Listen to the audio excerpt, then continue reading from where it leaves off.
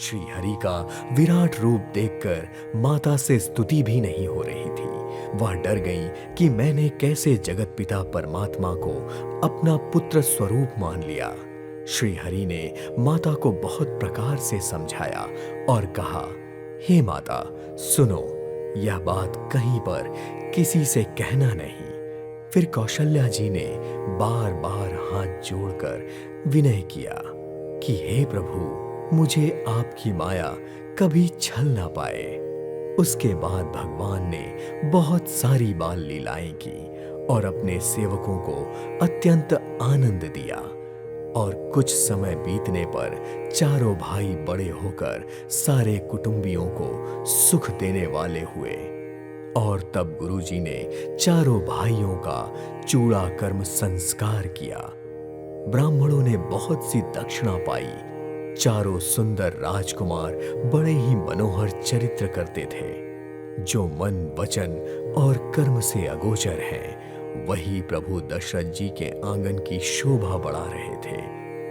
भोजन करने के समय जब वह बुलाए जाते तो वे अपने बाल सखाओं को छोड़कर नहीं आते।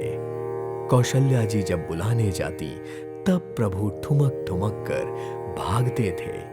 माता उन्हें पकड़ने के लिए दौड़ती, फिर वह भोजन करते, पर चित्त चंचल होने के कारण अवसर पाकर वह मुंह में दही और भात लगाए किलकारी मारते हुए इधर उधर भागते।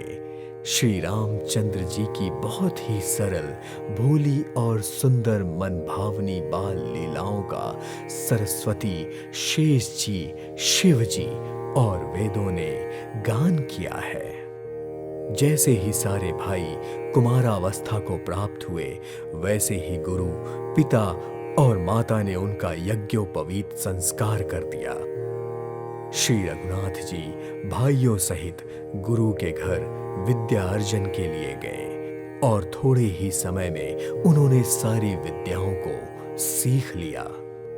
चारों भाई विद्या, विनय, गुण और शील में बड़े निपुण थे और वह सब राजाओं की लीलाओं के ही खेल खेलते थे।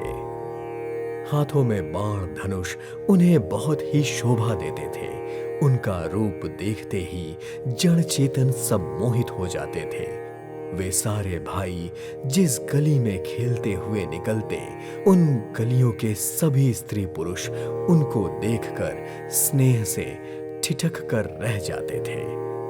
स्त्री, पुरुष, बूढ़े और बालक सभी को श्री रामचंद्र जी प्राणों से भी बढ़कर प्रिय लगते थे।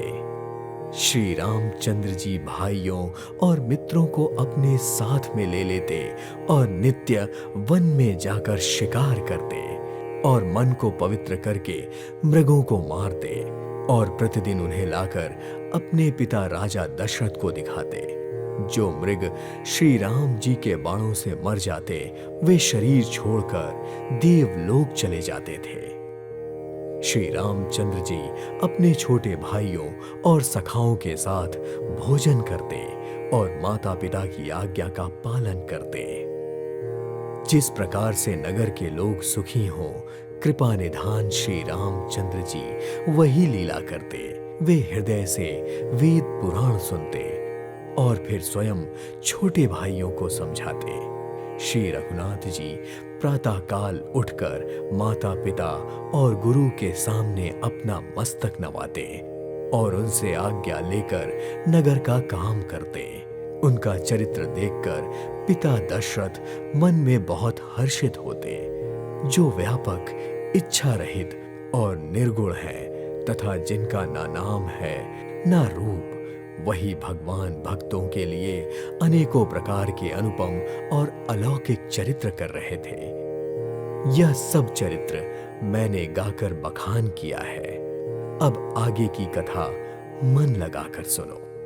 महामुनि विश्वामित्र जी वन में एक पवित्र स्थान पर अपने आश्रम में रहते थे, जहां पर वे जप, यज्ञ और योग करते थे।